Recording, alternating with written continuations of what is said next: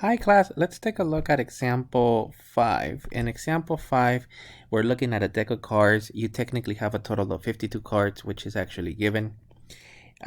Also, we're looking at the chances or the probability of selecting a 10. So these are your 10s. So you have a total of 4 of these. Now, let me declare the event. So the event in this case, you're just going to say let A equal to selecting a 10. So the probability of A is equal to, you have a total of 4 out of the values of 52. So 4 out of 52, I'm getting that this is approximately 0.0769, which is approximately 0.08. So 4 out of 52, this is the answer to 4 into 2 decimal places. The next event that they're referring in here is basically selecting a 10, which we already have as a probability, or a 2. So let me rewrite the second event. So let B equal to selecting a 2. So the probability of B for your 2s, well, you're going to have a total of another 4.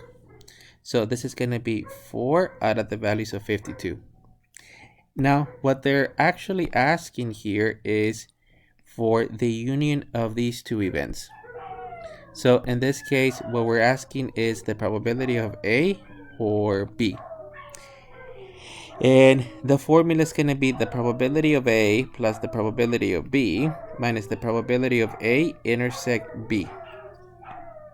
Let me fix the formula. It's a little bit crowded. So this is equal to the probability of A plus the probability of B minus the probability of A intersect B. Now, probability of A, we ended up with 4 out of 52. B was another 4 out of 52. And these events don't have an intersection, so it'll be 0 out of 52, or a grand total of 8 over 52.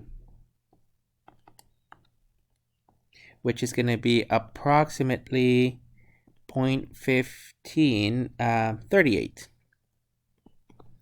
or approximately 0.15. You have to be careful how the software wants some of these. Rounding, it's going to be a little bit picky because some problems we're rounding to 2, other problems we're rounding to 4 decimal places. Let me just do a divider there. And as I stated before, there's no intersection in this event. We're just looking at the numbers. So you only have 4 2s and another 4 10s. And let me erase this portion since it's going to be useful for the next part, which is C. And in C, let me just declare the events.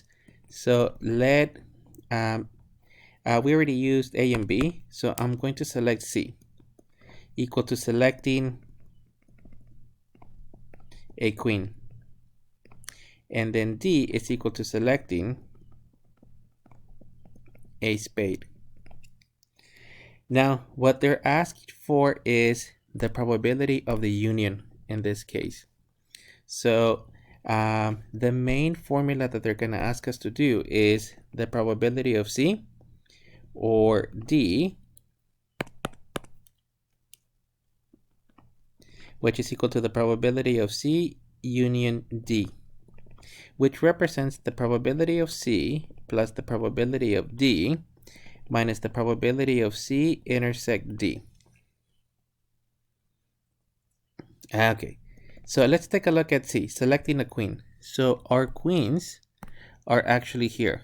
There's a total of 4 of these. So the probability of selecting a queen, it's going to be 4 out of 52 plus the next event is the spades. So your spades are technically here. So you have technically 10, 11, 12, and 13 of those, plus 13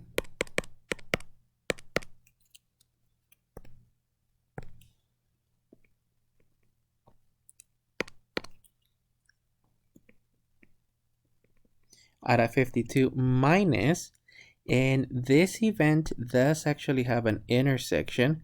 The intersection that we have, it's technically your queen of spades, which was counted twice. So we have to subtract that that account. So this is 1 out of 52, or a total of 16 out of 52.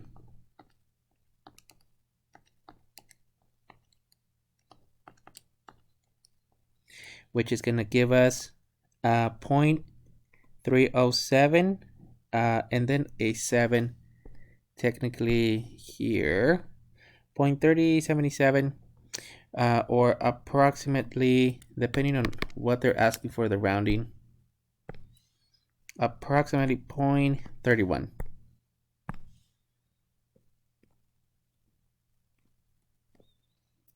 So that's going to be for this particular problem if we're looking at a regular deck of cards. Let's take a look at example 6. And in example 6, we're looking at a different, at a different deck. In this case, the value of S is equal to, and I'm counting a total of 1, 2, 3, 4, 5, 6, 7, 8, 9, 10. So technically, I'm counting 40 cards for the actual sample space. And the probability of selecting a king, so let me just say let A equal to selecting the king.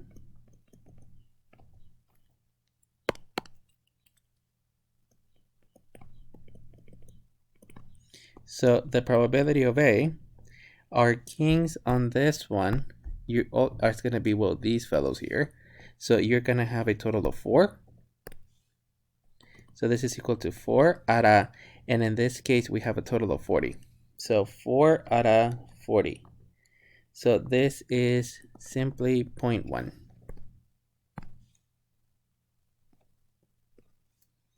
That is it for these card examples.